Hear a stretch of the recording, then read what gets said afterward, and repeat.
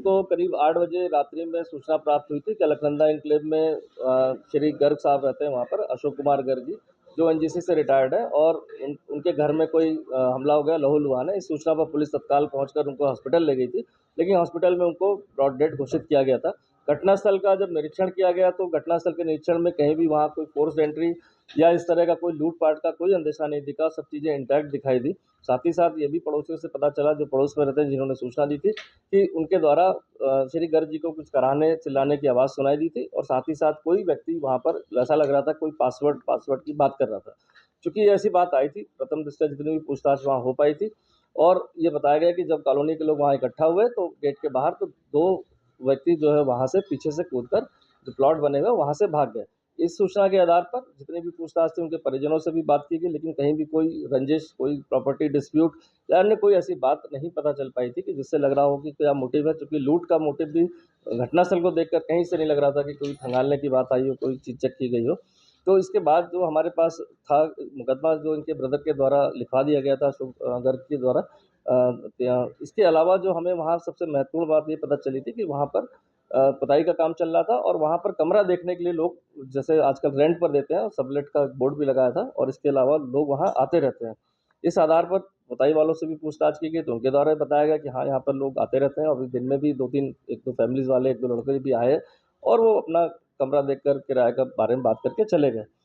इसके बाद जो जितने भी वहाँ सीसीटीवी फुटेज थे, चूँकि घटनास्थल पर कोई ऐसा सीसीटीवी हमें नहीं मिल पाया जिसमें अभियुक्त का कोई चेहरा या हुलिया आ पाया हो, तो पूरी टीम ने जो उसमें प्रयास किया, उसमें जो तब ये चीज़ें प्रकाश में आई कि अभियुक्त जो है वहाँ से निकलने के बाद पैदल ही करीब 2 से ढाई किलोमीटर, जो हमारा गालीग्राम सत्तू घाटी, जो कंजेस्टेड एरिया पूरा कहेंगे शहर का है, वहाँ पर वो पैदल-पैदल वहाँ से निकले। तो जो छोटी-छोटी हमें फुटेजेस, क्लिप्स मिली, उसके आधार पर सिर्फ़ हमें काले रंग का और नीले रंग के जैकेट में 2 युवक ही दिखाई दिए। इसके अलावा कहीं कोई ऐसी क्लियर फुटेज नहीं प्राप्त हुई, या कोई ऐसी गाड़ी हमें नहीं दिखी जिससे वो जा रहे हों, जिससे कुछ और आगे हम इस पे इन्वेस्टिगेशन कर पाएँ।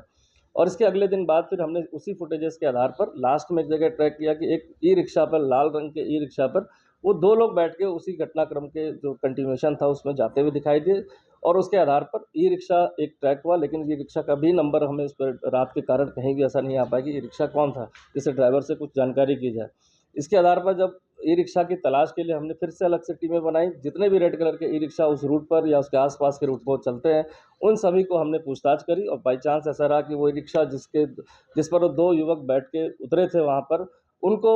उसको ट्रैक किया गया, तो उसके द्वारा बताया गया कि हाँ, 2 युवक उसपे बैठे थे, और वो करीब डेढ़ 2 किलोमीटर जाने के बाद मिलन विहार एक कट पड़ता है, वहाँ पर वो उतर गए थे। उतरने के बाद उनके द्वारा पूरा किराया नहीं दिया गया, ये बताया गया उनके पास पैसे नहीं है, और ₹5 मात्र देकर वो तेज़ी से गली में चले गए,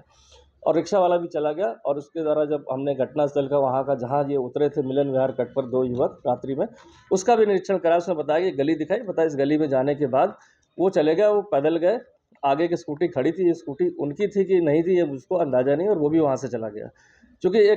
जितने भी हमने सीसीटीवी फुटेज पूरे इस एरिया के देखे, इसके बाद वो युवक कहीं भी पैदल जाते हुए हमें नहीं दिखाई दिए। तो फिर हमने जितने भी स्कूटी सवार इस तरह के फुटेजेस हमें शहर में मिली उस घटनास्थल से आगे बढ़ते हुए, उन सभी को हमने ट्रैक डाउन किया। तो हमें इसमें सस्पेक्शन में 3 ऐसी स्कूटी मिली जिसपे कोई काली जैकेट में या ब्लू जैकेट, जो हमारा एक सस्पिशन था कि ये लोग हो सकते हैं। 3 स्कूटी का नंबर उसमें हमें सिर्फ़ पढ़ने में रात में सिर्फ़ यूके 07 के रूप में आया कि ये गाड़ी यूके 07 लोकल रजिस्टर्ड है, और इसके आधार पर तत्काल हमारे जो गाड़ी की पहचान कराई गई, तो गाड़ी की पहचान जो हुई वो टीवीएस का जुपिटर मॉडल एक है, ग्रे कलर का, वो आया। और इसके आधार पर फिर हमें 6 जो यहाँ पर हमारे जो टीवीएस के शोरूम है, वहाँ पर टीमों को भेजा गया। वहाँ से पूरा डेटा निकाला गया कि यूके 07 नंबर की जुपिटर इस कलर की कितने लोग को यहाँ पर सेल हुई है। तो चांस की बात है कि 125 लोग के करीब हमें ऐसे नंबर आए इसमें, जो उस कलर की स्कूटी और मॉडल को यहाँ पर यूके 07 पर रजिस्टर्ड किया गया था। उस रजिस्ट्रेशन के आधार पर हमने सभी के जो है डिटेल निकाले,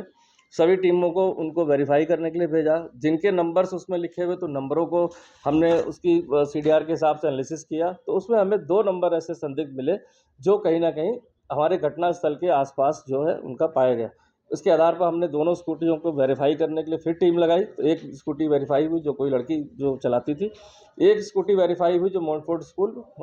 इंदिरा नगर के पास वो खड़ी हुई एक पार्क के पास दिखाई दी, जहाँ और भी बहुत सारी गाड़ियाँ खड़ी थी, और 100-150 वहाँ फ्लैट हैं जहाँ पर लोग रहते हैं किराए पर, ज़्यादातर लोग रेंट पर रहते हैं। इसके आधार पर हमने एक एरिया आइडेंटिफाइड किया कि कहीं न कहीं जो हमारे सस्पेक्ट हैं इन्हीं किसी फ्लैट में होने चाहिए, और इस पूरे एरिया को कॉर्डन करने के लिए रात हमारे द्वारा जो है पूरे शहर के फोर्स को बुलाया गया। सभी रास्तों को उसको चेक किया गया, सभी अधिकारियों को इसमें दायित्व सौंपा गया। इनफैक्ट खुद भी रहकर इसको जगह-जगह देखा गया, कहीं ऐसा ना हो कि जो सस्पेक्ट है हमारी किसी गतिविधि सत्यापन अभियान से वहाँ से भाग जाए। और फिर लोकल जो हमारे 1-2 लोग थे मुखबिर टाइप के जो काम करते हैं, उनसे पूछा गया कि इन पूरे फ्लैट्स में या आस-पास में कोई नवयुवक हाल-फिलहाल में किराए पर आए हों या पहले से रह रहे हों। तो हमें 3 फ्लैट का पता चला जहाँ पर हाल-फिलहाल में आए थे या पूर्व में यहाँ पर रह रहे थे। इसके आधार पर हमने रैंडम जो है एक-एक करके सबको चेक करना शुरू किया, और इस तरह से हमें 2 सस्पेक्ट जो हमारे थे वो ट्रैक डाउन हुए, जिसमें एक नवीन कुमार चौधरी जो दौराला मेरठ का रहने वाला, दूसरा अनंत जैन है